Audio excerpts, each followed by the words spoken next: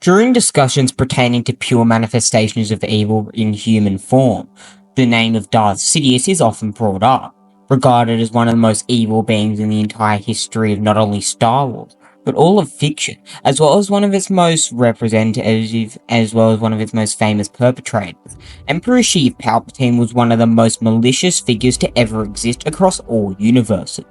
However, something that I do not see come up very often is the fact that there is another character, what many consider to be an ancient allegory of Sidious, who is perhaps even more evil, that being the Eternal Emperor, Valkorion, Lord Vitiate, Tenebrae. These two men are undisputedly the most evil figures in all of Star Wars, as they did not have a drop of empathy in them. Or did they? Today we are going to be exploring these two beings, and understanding what truly made them evil. Was it just experience? Was it natural from birth? Or were they just lacking in emotion? And we will, by the end of this video, deduce who truly is the most evil Sith Lord in all of Star Wars lore, and perhaps in all of fictional series. So my friends, let us proceed, as Palpatine would say, and deduce who is the most evil man the galaxy had ever seen. Palpatine, also known by a Sith aliases of Darth Sidious, or simply known as the Emperor, was a Force-sensitive human male who serves as the last Supreme Chancellor of the initial Galactic Republic, holding the position in office from 32 BBY until 19 BBY, and was the first as well as last official Emperor of the Galactic Empire from 19 BBY until his official death in 4 ABY. A Dark Lord of the Sith in the Order of the Sith Lords, recorded by many as the most successful who had ever lived, his deeds resulted in the overthrow of the Ancient Republic and the noble Jedi Order from within. Noted for his sadistic, malicious, and self-serving intentions, as well as his capability to conceal them, Palpatine impacted the galaxy perhaps more than any other single individual, and it is likely that his impact for history, for good or ill, was immeasurable and nigh incalculable. Born in 82 BBY on the planet of Naboo, to the aristocrat House Palpatine, Palpatine discovered the Sith at a young age as he became a collector of dark side artifacts. In 65 BBY, he met Higo Damask, a modern businessman who was in reality the Sith Lord Darth Plagueis, who had recently murdered his own master in Darth Tenebrae. Under Plagueis' manipulation, Palpatine killed his father and his entire family, committing patricide and pledged himself to his master's dark side teachings as Darth Sidious. Palpatine lived a double life for many years, serving as an untarnished career as Naboo's ambassador in the Galactic Senate, while learning from his master and training a young Zabrak assassin, Darth Maul. Plagueis and Sidious, both exceptionally skilled and powerful in the Force, were able to conceal their identities from the Jedi for decades. As Plagueis privately searched for the key to eternal life, Sidious manipulated galactic politics, culminating in what would eventually be known as the blockade of Naboo by the Trade Federation. In the wake of the political crisis, the Galactic Senate voted to elect him as the Supreme Chancellor in the wake of Finis Valorum being voted out of office. And in around the same time, in accordance with Darth Bane's Rule of Two doctrine, Sidious betrayed and murdered his master, and then subsequently usurped the title of Sith Master. As the Chancellor of the Galactic Republic, the reigning galactic conglomerate, the Dark Lord of the Sith, Palpatine orchestrated the outbreak of the devastating Clone Wars 10 years after the Naboo crisis. He himself headed both the Galactic Republic and, secrecy, the splinter faction, the Confederacy of Independent Systems. The public leader of this splinter faction, however, was the former Jedi Master and now Sidious' second apprentice, Count Dooku, as Darth Tyrannus in the wake of Maul's presumed death on Naboo. As billions perished in the ensuing war, the vast majority of Republic citizens rallied behind Chancellor Palpatine, giving him enough support to amend the Galactic Constitution in the name of his security and transfer most of the Senate's executive authority to his own office. In 19 BBY, following Tyrannus' demise on the Invisible Hand by Jedi Knight Anakin Skywalker, his hoped apprentice, Palpatine revealed his identity as Sidious to Anakin, telling the dark side teachings that Plagueis had pursued could help Skywalker to save his wife Padme, whom Skywalker had been receiving premonitions dying untimely. A failed attempt by the Jedi High Council to arrest Palpatine ensued, and Skywalker pledged himself to Sidious' teachings and became Darth Vader. All members of the Jedi Order were accused of treason and betrayal by their clone troopers, to the point of virtual extermination. Without the Jedi to oppose him, Sidious declared himself Emperor of the First Galactic Empire, bringing an end to the Republic that had stood for over 25 millennia. As Emperor, Sidious effectively wielded absolute temporal control over the galaxy, and virtually everyone who lived within it, besides maybe some factions in the unknown regions like the Chiss. During his tenure, he built one of the most formidable military forces the galaxy had ever seen, and ruled unopposed for nearly 2 decades. Although Sidious suffered a near-death experience when he was infected by a deadly virus in a plot orchestrated by Headmaster Gentis, who saw that Emperor Palpatine was needlessly wasting the lives of young Imperial officers, he orchestrated a coup, seeking to gain control of the Empire in order to end such warmongering. The coup failed, and Gentis was killed by Sidious. Sidious progressively abandoned his facade of being an enlightened leader and began to rule through terror, symbolized by the Death Star, a gargantuan superweapon that could annihilate entire planets with one kyber-fueled blast.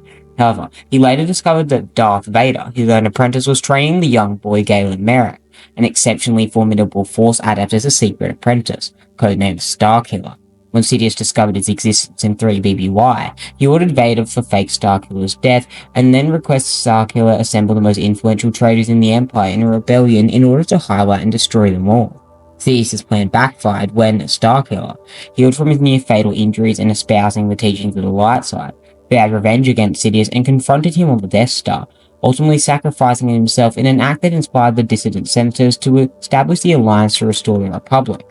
As the Galactic Civil War broke out, Emperor Palpatine ironically fought against a rebellion that he had unintentionally started, and after the Empire suffered a devastating defeat in 0BBY, in which the Alliance, led by Luke Skywalker, a young rebel boy, destroyed the Death Star, the Emperor steadily began to lose his absolute control over the galaxy, as more and more people began to wake up.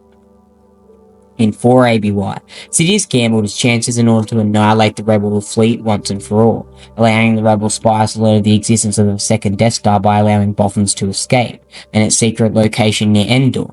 As expected, the Alliance fell for the bait and dispatched its fleet to destroy the Emperor, Vader, and the incomplete Death Star, with the Alliance soon falling for his trap.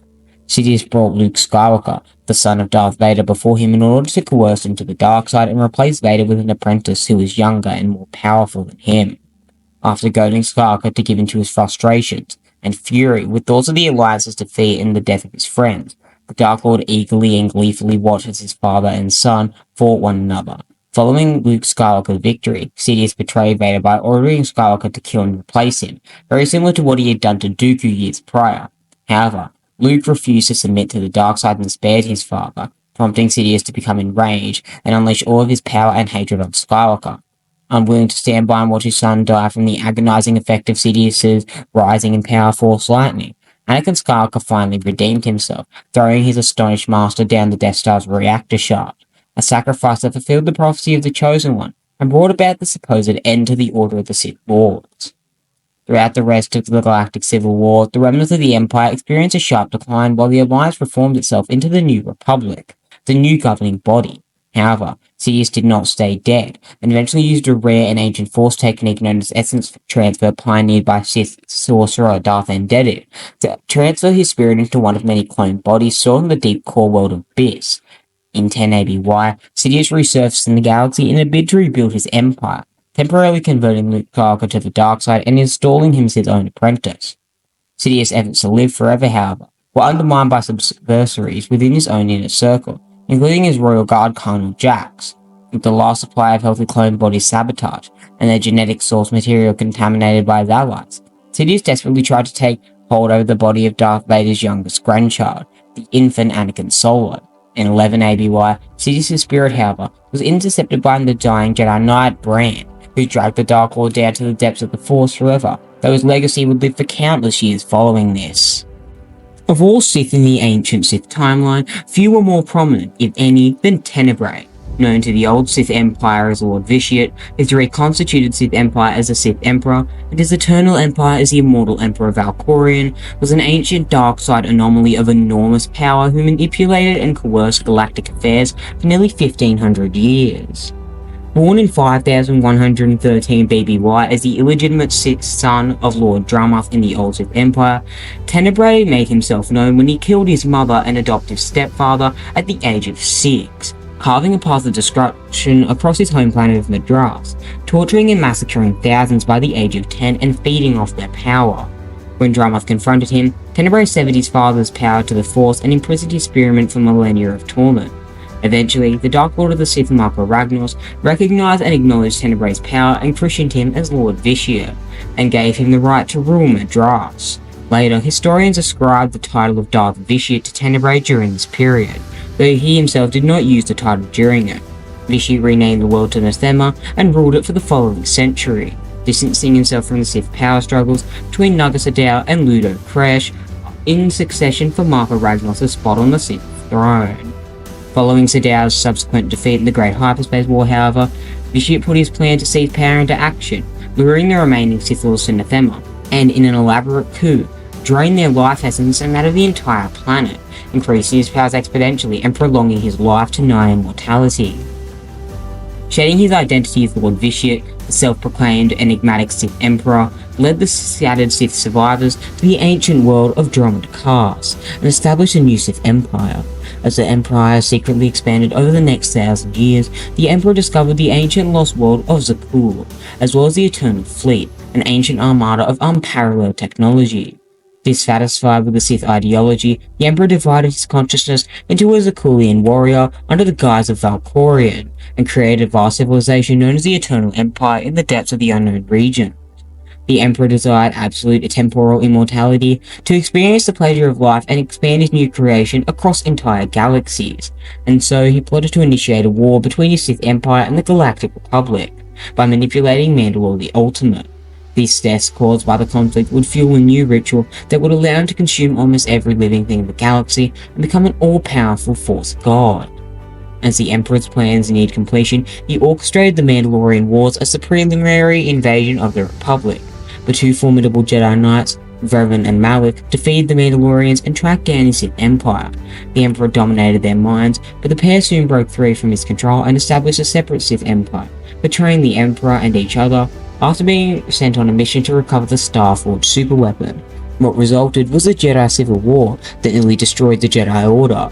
A redeemed Revan waged a mental war against the Emperor for the next 3 centuries, delaying the Great Galactic War, with the Sith Empire still nearly conquering the Republic. But Revan further influenced Vitiate, distracted by the birth of his 3 children to the Zakuulan Knights and Netera, to sue for peace instead, prompting the decade-long Treaty of Coruscant and the Cold War. As hostilities began to resume, Dark Councillor Darth Badass lured the Emperor to the planet of Voss, trapping him in the domain of the dark side force entity Selma Core until he was rescued by the Second Emperor's wrath. Freed, the Emperor attempted to initiate his galaxy-wide ritual, but a powerful Jedi prodigy known as the Hero of Tython thwarted his efforts and destroyed his host body in a battle on Dromund Kaas. His wounded spirit went into slumber on Yavin 4 until it returned and Kray's Revan's attempt to resurrect the weakened Emperor into a physical form to permanently destroy him. Although Revan's reanimated body's plans were foiled and the Emperor's excommunicated by the Empire, Vitiate's spirit fed off the battle and reawakened, then struck against his former empire and consumed the planet of Zyos to return to full power. Reassuming the visage of Valkorion, he revealed the Eternal Empire to the galaxy, as his twin sons Arcan and Thexan invaded Imperial and Republic space and captured a famous champion, later known as the Outlander, the same being who had previously defeated the Emperor, who had opposed him in the Battle of Yavin 4 and the invasion of Zyos. Judging the Outlander alone to be a worthy adversary and host, Valkorion orchestrated his own death at the hands of his own son Arcan, and embedded his consciousness within the Outlander's mind. The Immortal Emperor then proceeded to spend years counseling and molding the Outlander into a vessel of supreme power, as the champion defeated Arcan, and then later his daughter Vaylin, and disabled the Eternal Fleet. Valkorion sought to take over the champion's body, and rule the galaxy under the guise of a heroic liberator. But, in a final clash of wills, the Outlander and Valkorion's own family banished the ancient entity into the depths of the void. Simultaneous with the expulsion from the Outlander's mindscape, the former Emperor's Wrath Lord Scourge and the Jedi Knight Kira Carson destroy the Emperor's original Sith pureblood body, dooming his spirit to chaos. However, the act released a final disparate vestige of his essence, imbued into his flesh centuries earlier, which soon took hold of the Jedi Grand Master Satele Shan and her Jedi followers. For, drawing off their memories and power, the Ifrit slowly reforms itself into a duplicate of Tenebrae, and threatened to use Shan as its new host. Many of history's greatest champions, including the Outlander and Revan, along with all the trillions of souls ever wronged by Tenebrae, toyed within Shan's mindscape and destroyed the immortal Emperor once and for all, leaving him a doomed spirit in the void of chaos, never to return. Almost from infancy, the Emperor exhibited a lack of emotional and empathetic inclinations, a characteristic that persisted unswervingly throughout his existence, irrespective of the corporeal vessels that he would inhabit. Young Tenebrae displayed no sentimental regard for his maternal, paternal, or step-maternal figures, dispatching these with unbridled ruthlessness from his age. Early on, he harnessed his supernatural abilities to derive sustenance from the fear and anguish of those in proximity. As a juvenile, he governed with a cruel disposition, orchestrating mass atrocities to satiate his appetite for pure, unbridled torment. Vichy was without a doubt one of the most evil and malicious figures in all of galactic history. As a child, he was a cruel ruler, massacring hundreds simply to satiate his hunger for anguish. As a Dark Lord of the Sith, Vichy became known as more of a scholar than a warrior, as he spent much of his century-long rule delving into the mysteries of the dark side within his citadel. While other Sith Lords became feared warriors and conquered new worlds from the glory of Malka Ragnos, Vichy was content to remain on Athema even when the rest of the Sith Lords went to war against the Republic in the Great Hyperspace War. However, his public persona of a scholar was merely a sham. By the time he had entered his second century life, he was calculating, manipulative, and patient enough to sit by while his plans took years to reach completion. When news of Naga Sadow's defeat reached the ears of his people, Vichy was able to carefully drive the rest of the Empire into a frenzy of panic, stoking their fears and herd them as he wished. He also revealed his true persona to the 8,000 Sith Lords who heeded his call on Athema. The reclusive scholar crushed their minds effortlessly and bound them to his own indomitable willpower. The ritual performed on Athema affected the Emperor beyond just his strength in the Force. The price of immortality meant that he no longer experienced any of the senses that normal people possessed. Taste, touch, smell, color, and even any form of emotion meant nothing to him, as he lacked the capacity to experience any of them. In some ways, he was simply beyond emotion. He did not care, however, as such mortal concerns were now beneath him due to his immortal status. His servant, Lord Scourge, with whom he subjugated a scientific recreation of his immortality ritual, came to realize during his 3 centuries of service to the Sith ruler had transcended his humanity and mortality even within his own mind. The Emperor had sacrificed his ability to feel anything, separating himself from the rest of the universe itself in the most fundamental and metaphysical way possible, and convincing himself that he was a pure god. Later in his life, his belief that he was above all other things led him to desire an escape from Sith teachings and the trappings of the Sith Empire, seeing all Sith as ants. And so he began anew in the unknown regions on the planet of Zakul, building an empire that he could mold. In search for a way to completely transcend death and become an absolute immortal god, the one thing he truly feared, the Emperor delved into many arcane and lost techniques of the dark side, developing ways to link his consciousness with those of other beings. However, he soon gained significant numbers of servants who were fanatically loyal to, as well as intricately and mostly mentally linked with their master. As the reach of his consciousness grew even greater, he became capable of dividing his focus among multiple agents of his will across the galaxy simultaneously, while still maintaining complete possession of his current voice in Vitiate. Because of that ability, those who received audiences with the Emperor often gained the incorrect impression that the Sith was listening to other conversations even while he was speaking. The Emperor who ruled the Sith Empire was motivated by the only 2 emotions he could still feel: his immense hunger for power and the fear of losing it. Revan's subconscious manipulated the Emperor while he was imprisoned further, augmenting the Sith's fear of death as well as fear of losing his power, pushing it to the point of irrationality and extreme paranoia, and fueling his immense desire to become truly and utterly immortal. As his spirit had been rendered immortal by the ritual, his perception of time and his patience extended furthermore, something that allowed him to carefully work for centuries towards his goals, as he allowed the Sith Empire to grow for centuries patiently and easily, as well as manipulated Mandalore the Ultimate, and eventually was able to wait for over 3 decades in starting the Great Galactic War due to the interference and mental physiology of Revan. The hopes, desires, and concerns of other living beings around him meant nothing to him, and all other beings were like ants. His will was utter and absolute. If the Emperor's ritual had been completed, the Sith would have spent eternally fulfilling any desire that he had if he was unable to complete it single-handedly. Over the course of his life, he came to desire peace for the galaxy, but peace in the form of utter and complete emptiness. When he touched Lord Scourge for a second with his mind, the mental contact drove the Sith Lord nearly insane, despite it only lasting less than a section. And this was his Sith Vitiate counterpart, and he would only grow in power significantly after. Scourge's perception of the Emperor's mind was one filled with indescribable, inconceivable horrors, the emptiness of complete annihilation lurking beneath the surface. When the Jedi known as the Hero of Typhon began to oppose him, the Emperor professed a lack of concern for the Knight's success against his agents, including Darth Angro and Malgus. But over the course of his service, Scourge had come to realize what little emotion had remained in his master, and the emotions of the Emperor was feeling were fear and hatred. Using the powers of Revan and his false host to gaze into the future, the Emperor saw the intricate possibility of his own death at the hands of that Jedi. That possible future terrified the immortal ruler, and he became more and more anxious to complete the dark ritual again to ensure his own survival and safety. But the hero was ultimately able to succeed and strike down the Emperor in battle just as he had foreseen. However, curiously, the Emperor's personality as Valkorion was remarkably different, and this is what makes Vishu one of the most complex characters in my opinion in all of Star Wars. While he was still relatively emotionless and indifferent, and supremely confident in his actions, Valkorion experienced a degree of fondness and even love for Senua Tira, and the two were happy for a time before his sons were born. Valkorion retained his near-universal indifference, however, even with his children, expressing no affection for them other than designating Valen as his favourite child, and this was likely due to his power in the Force.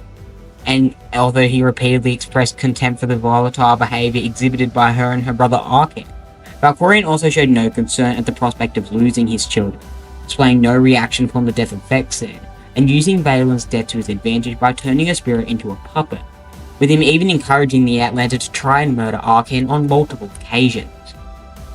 During his observation of the galaxy during the Great Galactic War, the Emperor became intrigued by an individual who would eventually become known as the Outlander. After the invasion of Sias and the subsequent annihilation of the world, the Emperor returned entirely to his Valkorion form, and dedicated himself to ruling the Eternal Empire, judging that the Sith Empire was not worth saving, and the Jedi and the Republic unworthy of his direct attention, but even then had machinations. When the Outlander was brought before him, he offered to share his power, believing that the Outlander was unique in the way they affected the galaxy, just like himself. He expected Arcan's betrayal and used it to his advantage, transferring his power and consciousness to the Outlander's body, and he would still remain a lifeless husk, even in another host. A trait that would remain constant throughout his life was his own nature. Palpatine, his Sith aliases of Darth Sidious, constantly shined through, appearing to be evil incarnate, with Darth Plagueis describing Palpatine as being heartless, ambitious, arrogant, insidious, without a drop of shame or empathy in his body, and a murderer. He insistently made clear to Anakin Skywalker, his soon-to-be pupil, however, that he did not believe himself to be truly evil, but simply beyond common morality and perception, calling evil a label that he put on all those who threaten us. Aside from his opinion on morality as well as his conservative views, he believes himself to be the absolute personification and embodiment of the darkness, and the living incarnation of the dark side of the Force among every other Sith in history, with his power on the dark side of the Force being so much he was believed to have obtained it even more than the ancient Jedi Ulic Qel-Droma, who was the former student of Exar Kun.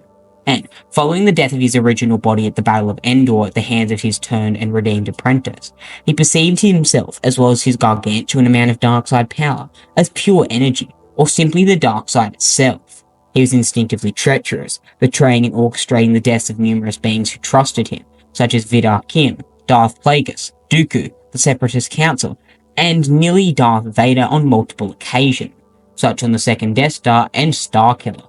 He even betrayed his first apprentice Maul, calling him a coward on Mandalore and renouncing him as a Sith apprentice.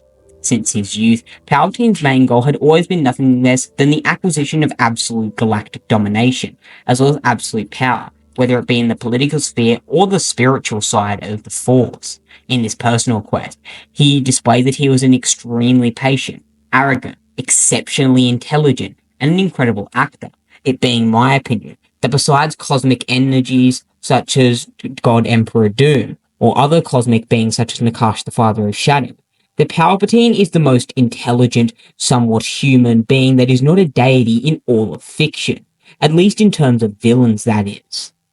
Despite his innate nature, he was able to play the part of a good and honest politician for decades. Even the Jedi Council was taken in and absorbed by his facade, with notable members such as Mace Windu, Grandmaster Yoda, and Ki-Adi-Mundi, only sensing a cloud of darkness around the Chancellor and not being able to perceive his own maniacal nature. His skills at subterfuge and deception were sufficient enough to even convince his own master Darth Plagueis, at a very young age, upon the latter's revelation that he was a Sith, that he knew little of that order, when in fact he had coveted dark side artifacts on the black market and had sought to join the Sith long before he had met the Dark Lord, viewing them as the path to the future over the stagnating Jedi Order. As both Senator of Naboo and Supreme Chancellor of the Galactic Republic, he appeared as an unassuming, tea-drinking old man, almost grandfatherly to the populace, with elegant robes with his cherry demeanour, trademark smile, and a reputation for being a kind, just, and modest man from the mid-rim world of Naboo. He won the heart of billions, if not trillions, during the Clone Wars conflict, as he constantly evaded capture and proved as a beacon of light and hope for the Galactic Republic, promising to bring justice to a government mired in corruption and chaos. This served to hide his true motives behind a perfect disguise in order to gain acceptance from his new empire. Even after the Clone Wars, and during the event of the Battle of Endor, the Emperor's popularity was such that Vader, with his last thoughts before murdering his master by throwing him down the Death Star's reactor shaft to save his son Luke, even pondered the possibility that the Empire would be absolutely horrified at the Emperor's inevitable death, with several citizens of the Empire even venerating Palpatine and considering him to be a demigod. Although he was from the mid-rim instead of the core world, Palpatine primarily spoke in the Galactic Basic Standard. However, he adopted a Coruscanti accent during this time as a senator representing Naboo, and later as the Supreme Chancellor. He also spoke with a Coruscanti accent while assuming the identity of Darth Sidious, and later while acting as Galactic Emperor, although his voice differed slightly in that it uttered a guttural, slightly rasping element, as we can see in various TV shows such as the Clone Wars. And we can see whenever we see Darth Sidious, whenever we see him in his Chancellor Palpatine adoption, we can see that he is grandfather, kind-hearted, and very nice. However, whenever he adopts the tone of Sidious, he is evil, maniacal, and without mercy. After the Jedi strike team led by Mace Windu attacked him and redirected his Force lightning back onto his face, he created a new image of himself to be absorbed by the galactic populace, that of a pitiful victim of a random act of violence heralded by the Force-magicked Jedi Order. He had been left after the attack with the appearance of a gnarled, scarred, ancient man with pale skin and searing, sickly, evil yellow eyes. Palpatine appeared to be over 100 years old at this time by many beings, when in actuality, he was only into his 60th decade.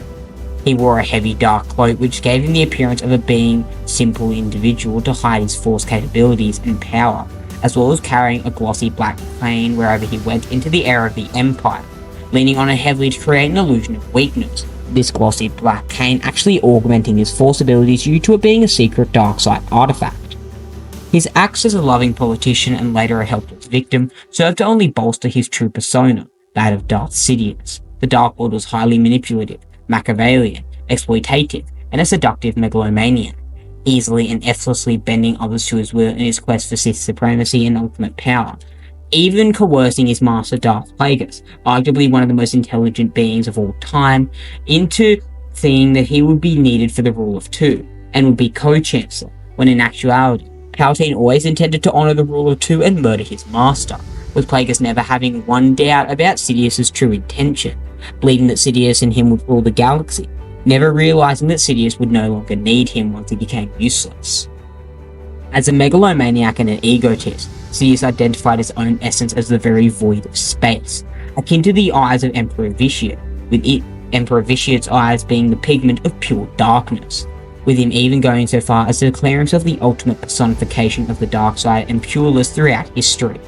His desire for absolute power was that he even had extragalactic aims regarding his rule. He knew about the Yuzong Vong, and would often thwart with Grand Admiral Mithran Naruto, also known as Thrawn, about the extragalactic affairs of the Yuzong Vong, as Thrawn possessed profound knowledge on the Yuzong Vong and other extragalactic beings such as Waru due to being a Chiss, a species that was native to the unknown regions on the planet Scylla. He even had potentially the capacity, with a desire at least, to seeking to dominate the entire universe, and very possibly having the means to do so if he had turned all the Skywalkers to the dark side to his servants following his first resurrection, seeking to dominate Leia, Anakin's soul, and all of the rest of the Skywalkers. Sidious also displayed immense traits of psychopathy, including extreme sadism and cruelty, taking considerable unsettling pleasure in the suffering and deaths of others. One of his more prominent demonstrations of this trait was when he ordered Vader mercilessly to execute Galen Marek's Starkiller, breaking into a fit of hysterical laughter as Marek was telekinetically pummeled by Vader constantly, and continuing to chuckle maniacally and quietly for several moments after Vader had apparently killed Marek, when in actuality he hadn't killed him at all. Similarly, we see Palpatine during his duel with Mace Windu cackling wildly, and later during his duel with Yoda. However, we can also see that his cackling starts to fail as he realizes and properly gauges the power of the Grand Master. In fact, he was known to cultivate and preserve life forms for the sole purpose of eventually killing them, very similar to what Plagueis did with the Bith Sith Lord Darth Venomous. His sadism and psychopathy was such that, when he murdered his master Darth Plagueis in his sleep, he paused occasionally to mock Plagueis on being manipulated by him, and revel in Plagueis' pain before continuing. He later demonstrated similar behaviour immediately before his death at the hands of Vader, while torturing Luke Skywalker, slowly accelerating the power and potency of his Force lightning, smiling at the young Jedi as he prepared to kill him, with his lightning being so strong it was nearly incinerating him, that taking all of Luke's power to even resist a weaker version and less potent version of Palpatine's power. His sadistic intentions may have had roots from his father, Casigna Palpatine. A penchant for violence was one of the few things the two men had in common alongside speeder racing. Regarding his views on failure, he was once noted by Darth Vader to be not as forgiving as Vader was when telling Moff T and Jerjerrod that Palpatine was arriving at the second Death Star to inspect it. The implied warning was that Jerjerrod might have been executed by Palpatine due to the project being behind schedule, and the ramp-up and suspected invasion and attack on the Death Star that was currently incomplete by the Rebel Alliance, with Palpatine very easily manipulating Bothan's spies, allowing them to get away to lure the rebels into a trap, which they obviously took.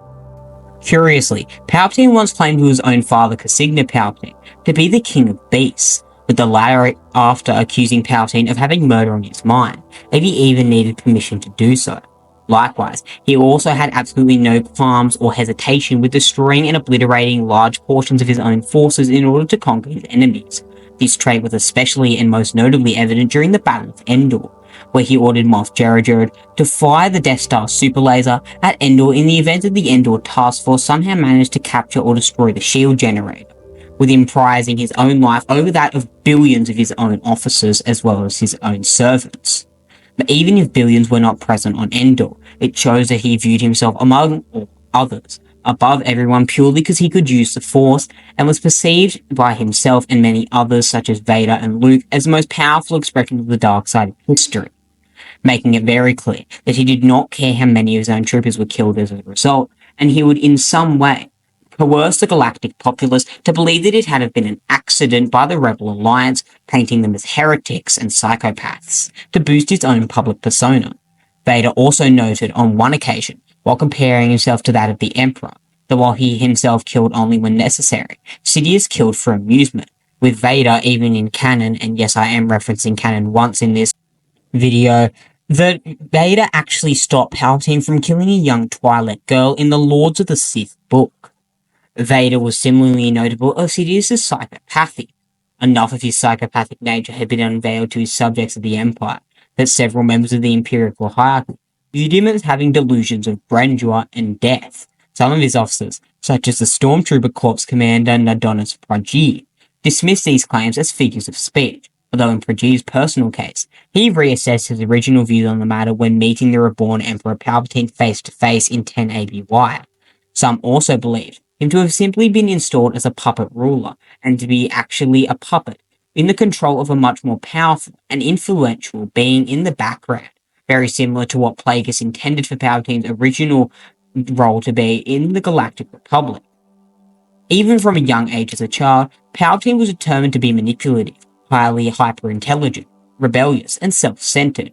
This is especially evident by his frequent breaking of various rules and social norms without qualms, knowing full well that his father, whom he despised, would simply pay off the authorities to make the problem disappear without question. One of these is most notable when he accidentally killed two pedestrians while recklessly driving a speeder. Palpatine was more concerned with the matter of becoming a professional racer than the accident he had caused.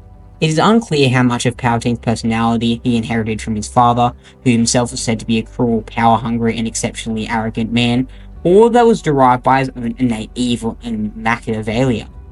By the time of his first death in 4 ABY, Sidious's features had extensively deteriorated and decayed, due to not only his extensive usage of the dark side of the Force and dark side degradation, but his actual age, with him being over 80 years old at this time, enough to push him beyond the natural age limit, which many Sith did not reach, with many Sith, such as Marco Ragnos, being very rare if they got past their 100th birthday, with Marco Ragnos only doing so due to the average life expectancy for the Sith pureblood species, with him being a half Sith pureblood and half human descended from the Jedi exiles.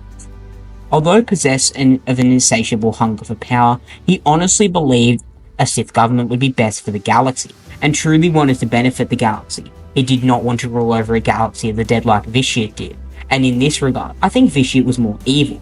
Vitiate had much more maniacal intentions as well as goals than Palpatine. However, Palpatine was a much more evil being overall, and in time, Palpatine came to regard himself as something of a savior to the galaxy, a savior that if he had not been born, he would have not fulfilled his purpose. On that note, when dispatching Vader on his first assignment as the Sith Apprentice following the weeks in Revenge of the Sith, he implied that only when the Sith had control over the galaxy completely can there be any form of peace at all. Palpatine did not want conquest, he did not want enslavement, but he wanted true rule. He viewed it as his birthright.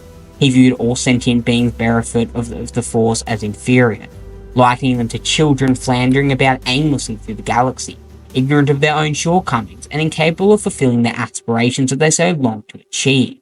Of course, there were exceptions to this, like Grand Moff Wilf Tarkin, Captain Pelion, as well as Grand Admiral Thrawn, who he did view as somewhat of rivals and somewhat influential as well as competent.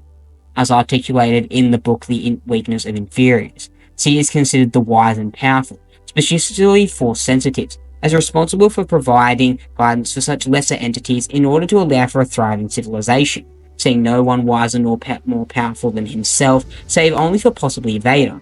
He deemed only himself as worthy of realizing this philosophy, and thus endeavored to control the galaxy forever, seeking immortality, and eventually finding it in the ancient ritual of essence transfer pioneered by Darth Sidious, which allowed him to transfer his essence into multiple beings' bodies, to split his consciousness among multiple beings, like Valkorion had done multiple times with the Emperor's children in the Old Republic era.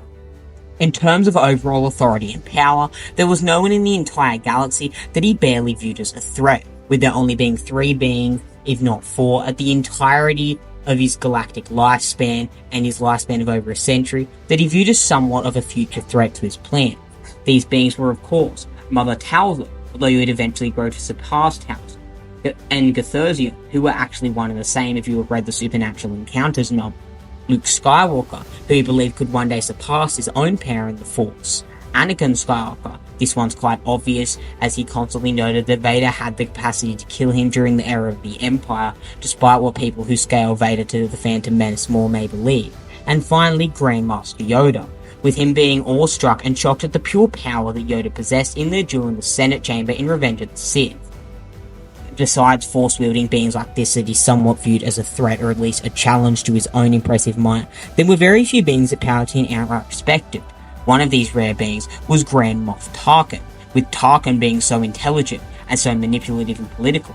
He was like the political version of Grand Admiral Thrawn. However, he did acknowledge that Tarkin made a massive mistake by not perceiving the issues and problems of the Death Star project, with having Force built into it. Tarkin was put in charge of the Death Star, and Palpatine even noted if Tarkin had not been on board, then he would have suffered more out of anyone for the Death Star project's failure, even more than Vader, who was there to oversee it. Not to mention this, Grand Admiral Thrawn is perhaps the one being Palpatine respected that was not more Force sensitive than Tarkin. This was primarily due to the fact that Thrawn was highly intelligent, a brilliant commander who was hands-on. He was one of the highest and most intelligent beings in the galaxy. With him being the most important to a hyper-intelligent being, such as Palpatine, he possessed incredible battle intelligence. He was so incredibly smart and so incredibly knowledgeable, he possessed a nigh eidetic memory similar to Palpatine himself. Thrawn was so intelligent that when he fell in 9 ABY, he had pushed the New Republic to its knees, although Palpatine did acknowledge after his rebirth in the Dark Empire sourcebook that the fall of Thrawn was orchestrated by him in secret. Despite his megalomaniacal nature, Sidious was capable of acknowledging his own errors and mistakes, and swiftly correcting them. Shortly after he was revived from his first death, he stated in his entry of the ancient Sith holocron, the Telos holocron, that Anakin's redemption and turning against him resulting in his first death, was largely his own fault and ignorance rather than Vader's. In addition, his entry in the Telos holocron also indicated that he took into account the possibility that he might fail in his quest for immortality, and made provisions for this event, such as cloned bodies, that he believed he would be able to create a splinter version of his essence too, very similar to what Tenebrae did in the Echoes of Oblivion expansion. Not only this, Palpatine views Vader's redemption as quite fascinating. He did not view it as Vader's fault. He was not disappointed that Vader killed him. He had largely waited for Vader to kill him for the better part of 2 decades, and had even seen Vader try multiple times, such as attempting to recruit Luke Skywalker and then Galen Merrick. However, he was mainly disappointed that Vader died a Jedi, died redeemed. If Vader had have killed him and then taken the mantle of Galactic Emperor, and led a terror of the galaxy across the galaxy, terrorizing it and brutalizing it, Palpatine would have been able to rest somewhat easy. Although he would still like to be in complete control, he knew that that was the best outcome if he had have died by Vader's hand. However, he was extremely infuriated that Vader died in the light side and died a Jedi.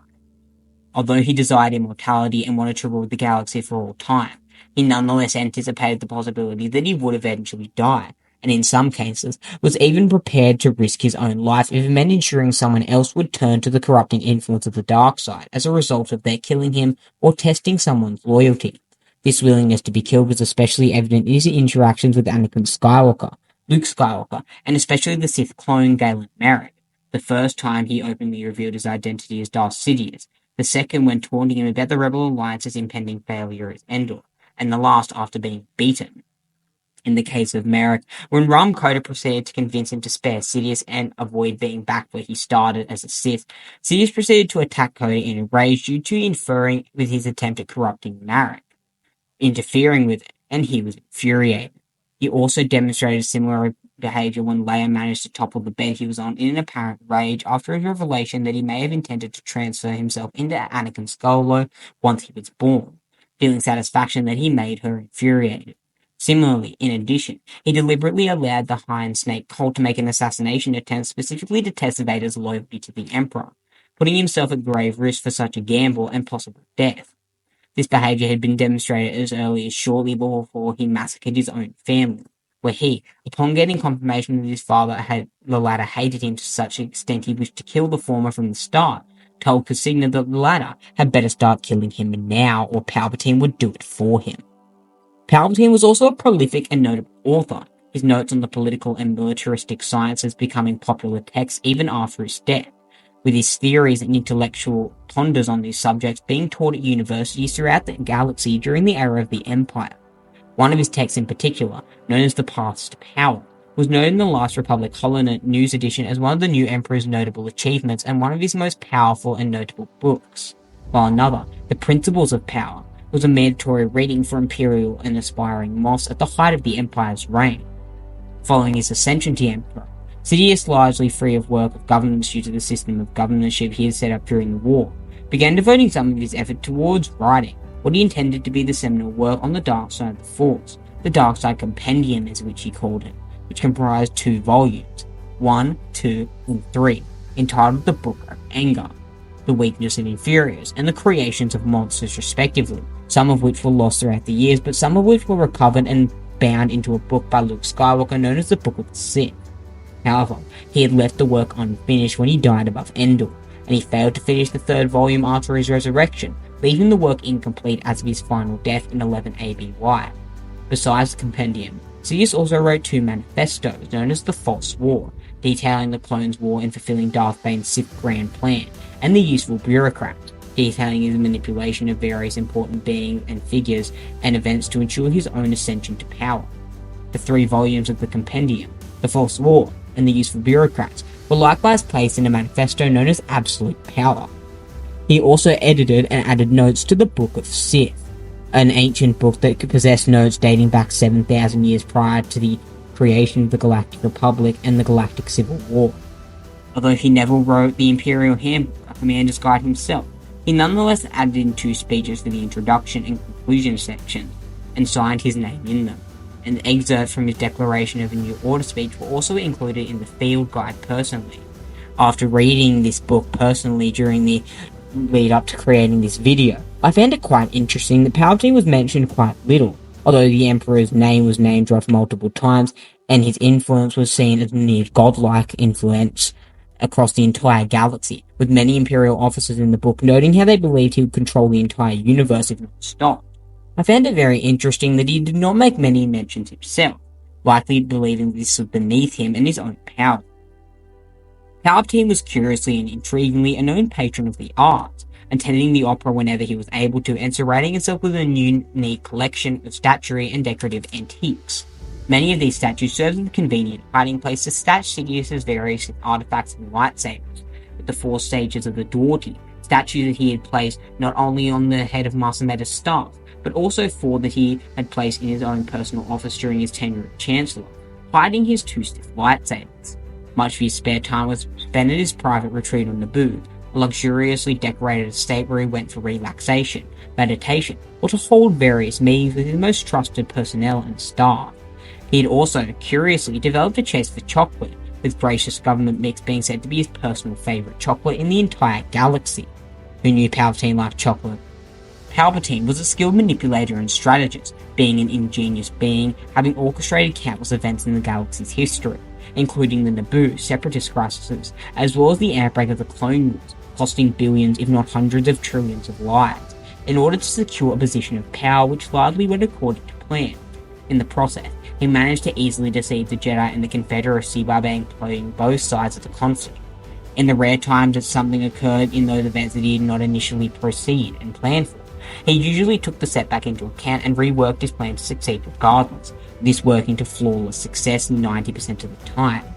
This trait of improvisation was especially evident with Queen Amidala's successful arrival on Coruscant during the Naboo crisis being something Palpatine did not initially plan, which forced him to rework his plan from using Amidala as a martyr and drawing out the crisis long enough to consolidate enough power to instead having Amidala act as a witness to the events of the Trade Federation occupation to dethrone the current Supreme Chancellor Finis Valorum and ensure Palpatine's own right to chancellorship. Upon his ascension to the Galactic Emperor position, he modified his transmissions via hologram to appear several times bigger than himself, to the extent that only a part of him was actually appearing in the transmissions was his head, with this being notable in The Empire Strikes Back where he contacted Vader reportedly executed. This was done for 2 reasons. The first was to effortlessly intimidate his subordinates into his selection and false security that he was not a failed individual, very similar to what Supreme Leader Snoke did in the sequel trilogy. But the second reason was as a means to easily hide aspects occurring in his room from subordinates that he did not wish for them to know about. The latter reason was especially evident in the aftermath of the occupation of Bespin, where his modified usage of the holocron orb but ensured that Vader did not see that Princess Izor was in the same room as Palpatine. Prior to his ascension, however, and reorganization and institution of the Galactic Empire, however, Palpatine unifies and utilized holographic communications the standard way, both in his public persona and as Sidious, with him doing this when he was communicating with Cad Bane when he was threatening to throw up the Senate building and exploded after raking out Zero the Hutt from prison, using that matter of fact orchestrated by Palpatine all along. Despite possessing unfathomable and impressive skills in lightsaber combat, as well as an impressive mastery over the dark side of the Force, Sidious was no less susceptible to the bane of all Sith Lords, that being fear. One of the primary emotions of the dark side, as we have seen in various Sith Lords such as Darth Vitiate, who feared his inevitable death, a trait similarly held by Darth Endedu. In an effort to gain Anakin Skywalker's sympathy, Palpatine cowered before Mace Windu, knowing full well that the Jedi had just previously bested him in lightsaber combat due to the aforementioned Jedi's usage of both Vapad and Shatterpoint, feeding off the nexus of Anakin Skywalker's fear to overthrow and defeat the soon-to-be Emperor. Palpatine put himself in a very vulnerable position, knowing Mace Windu could strike him down at any given point if the Jedi Doctrine did not permit it so. Nevertheless, he only attacked Windu after the Jedi Master had been disarmed and rendered helpless by Skywalker. In fact, his cowering was a strategic ploy, however very risky, to get Skywalker into striking at Windu. Although he was definitely defeated by Mace Windu in lightsaber combat, Sidious was extremely terrified in this moment, as it was possibly the first time in the entire history of his life that he had ever been bested on equal footing by a Jedi in either the Force or in lightsaber combat. Similarly, after his ascension as Emperor Palpatine, Sidious displayed visible fear after being attacked by a powerful force push from Yoda, the Jedi Grandmaster. He attempted to flee rather than fight, and only confronted Yoda when he appeared to have no other choice in the matter, viewing Yoda as far more powerful than Windu despite his own growing power due to the cacophony of Jedi deaths across the galaxy, augmenting his connection to the dark side. Despite this brief instance of fear, however, he regained enough of his composure to brag that Yoda would still fail due to his apprentice, Darth Vader, being projected and foreseen to surpass the two of them in terms of raw power. During the battle over Coruscant, similarly, General Grievous considered Palpatine a coward when deducing that the Chancellor was hiding under the consoles while Grievous's battle droids fought Anakin Skywalker and Obi-Wan Kenobi on the Invisible Hand. However, Grievous was none the wiser to know that Palpatine was actually Darth Sidious, and Palpatine was actually feigning this act, when in all actuality, he could have incinerated everyone there on the bridge of the Invisible Hand if he so desired. Since Palpatine was in no position to reveal his Sith identity until the time was right, he was forced to refrain from using his fourth powers to protect himself while he was in an extremely dangerous situation that presented considerable risk to his life. Prior to his death, Mace Windu incorrectly sensed fear in Sidious, as he was actually feeding off Anakin Skywalker's fear that he sensed, and believes it was the cause of the Sith Lord's defeat. Many years later, Luke Skywalker also detected a flicker of fear that resided in Sidious, as it did all those who adhered to the dark side of the Force. Fear ultimately proved to be the Emperor's Achilles heel, and the one weakness he could not supplement, as it caused him to constantly plot and devise schemes against his enemies, which unintentionally in the Starkiller campaign led to the creation of the Rebel Alliance and the eventual downfall of his own empire at his own hand. Curiously, Palpatine had some hatred and disgust for the Wookiee holiday of Life Day, Star Wars' correlation of Christmas, especially due to the Rebel Alliance being involved. He once possessed a publicist rally to Hotel Deb Aura of Corellia Times that he would give those celebrating the holiday his official bar humbug, even though he refused to acknowledge the efforts made by the rebels. Obi-Wan considered the Emperor to be a very cringy individual, especially in his later years. On a lesser note, Sidious disappeared to fall short when it came to acquiring a truly worthy apprentice to the Sith mantle. After spending years machinating and preparing for Anakin Skywalker's inevitable fall to darkness, and finally having him as his own, Sidious was robbed of his perfect apprentice due to Skywalker's arrogance on Mustafar, with Skywalker's power severely depleted and diminished due to his extensive injuries and limb severing on Mustafar. Both his attempts to replace the hobbled Vader were failures. Galen Marek, a Force sensitive who possessed nigh unparalleled Force sensitivity, opting to sacrifice himself to save the Rebel Alliance and give in to the dark side, and Luke Skywalker pledging himself to the light by devoting his efforts to redeeming Vader rather than killing and replacing him. Sidious ultimately considered any other candidates invalid, as, while powerful in their own right, they simply were not in his league, and he would have nothing less than the best. In addition, regarding his own apprentices, he usually betrayed them and engineered their own downfalls when they either proved weaker than another candidate or failed him. He considered Maul dead, but tortured him on Mandalore after discovering his survival and subsequently defeating him and his brother surviving a press on Mandalore. Later, he had Anakin Skywalker kill Darth Tyrannus aboard the Invisible Hand in order to ensure Skywalker's replacement of him as Sidious's apprentice, despite Dooku being perceived and in his eye, being a future herald of the Galactic Empire. The Dark Lord eventually had Skywalker, rechristened as Darth Vader, nearly suffer a similar fate at the hands of Galen Marek, as well as having him at the very least replaced by his own son Luke Skywalker. The Emperor briefly considered actually leaving Vader to die on Mustafar due to his injuries and failure, but thought better of it. He was so close to leaving Vader to die. He even wondered and thought that if Darth Malgus, the previous Sith that we had mentioned previously, an incredibly powerful and notable member of the old Sith Empire in Darth Vitia's order, had been around at the time of the Clone Wars, he would have taken Malgus over Vader as an apprentice.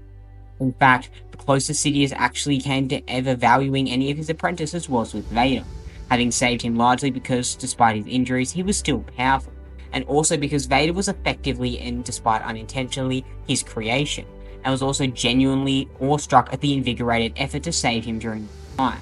Once, after his first resurrection, he stated he would have zealously created Vader again if given the opportunity, delighting in the opportunity to create a dark side beast.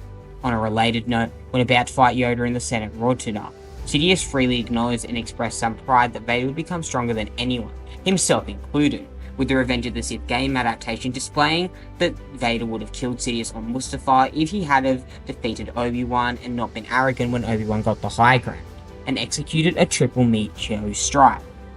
After its first death and subsequent revival, Sidious frequently took to utilizing clone bodies to sustain himself, crafted via his own genetic material. However, he decided to strike at new targets with his galaxy gun, instead of fortifying his gains when he returned in a fresh clone body after his defeat at the Battle of Pinnacle Face. According to Crick's Q5 Baobab, this alleged lapse in judgment was a result of Palpatine's madness having deepened from his second return, and growing more insane, and very angry every single time he revived himself. Despite his status as pure evil, he did have reservation towards certain actions, seeing them as pointless. According to Mara Jade, the Emperor would have been ashamed to use such tactics as illusions calculated to break someone emotionally. Likewise, although responsible ultimately for his creations, he ordered the Emperor's plague to remain sealed inside one of his storehouses and forbade its usage within its lifespan, and was even stated to be a creation he deeply feared and despised. So, now we come to the verdict. Who out of these two psychopaths, megalomaniacs, and egotists was truly the more evil being? I will divide this into two categories, first being overall goals and second being pure evil. In terms of overall goals, I have to give the edge to Vitiate. While Palpatine's goal of galactic domination is incredibly evil, especially due to his self-serving sadistic intention, we have to take into effect one quote that Palpatine said to Vader a few weeks into the era of the Empire. During the era of the Empire, when Vader was in the stage of spurt of killing all the Imperial officers that failed him, Palpatine brought him aside to his quarters, and personally noted the following quote, "I do not want to rule over a galaxy of the dead." See any parallels to Vitiate? No, you don't. Vitiate is exactly wanting to rule over a galaxy of the dead. His entire goal was to derive the entire galaxy of life, draining it with his supreme mastery over the Force like he did on Nathema and Zyos, and become an all-powerful Force god, capable of rivaling and perhaps surpassing the venerated ones of Mortis. Vitiate wanted to drain the entire galaxy. He did not care about the other beings in the galaxy. All of them were so inferior to him. Perhaps the only being that he ever truly cared about was Senya Tira, and even she was not cared about enough by Vitiate to give up his lust for power, which he ultimately chose over her. So in terms of overall goals, I have to give it to Vitiate, with his pure goal of galactic annihilation being far more evil than Palpatine's goal of galactic preservation and supremacy, with Palpatine perceiving what he was doing was right for the galaxy even if not everyone saw it that way. However, in terms of pure evilness, I have to give it to Sidious. Let's look at this theologically, as well as analytically. If Darth Vitiate was killing you, even your friends, if you were trapped in the Dark Citadel on Dromund Cast and Darth Vitiate was preparing to kill you, he would not care. He would go in, he would drain your essence to fuel his own power and immortality, and that would be it. He would not care because he viewed you as so inferior to him, his godly status. But if Palpatine killed you, he would enjoy it. He would draw it out. He would torture you. He would gorge himself on your suffering. He would feed on your pain. Of course, Vitiate would certainly augment himself via your pain that he felt, but he would not draw it out. He would make the execution swift and brutal. However, Palpatine would torture you until you were literally begging for death, and only then would he finally kill you, mixed in with cruel spurts of sadistic laughter and cackling. So my friends, that is my ultimate verdict. In terms of overall evil, I have to give it to Palpatine, but in terms of the evilness of their goals, I would have to give it to Vitiate. If I have to make a strict decision right now, I would honestly say that Palpatine is slightly more evil, as Vitiate did have some beings that he cared about, although he cared about them limitedly. He didn't care about them a lot, but he had some fondness for Senya Tira, and even shared some fondness for Valen, at least over beings such as Arcan or Thexan, dubbing Valen his favourite child. So my friends, let us continue and explore the galaxy. Be sure to look out for more videos in the comments below, and let me know if you want to discover and suggest any videos in the comments about any other power level scenes, or books in the Star Wars Expanded Universe, and I'll be sure to take them into account and make a lore video out of them. That's all from me, my friend. I hope you have an amazing day, and remember, the Force will be with you always.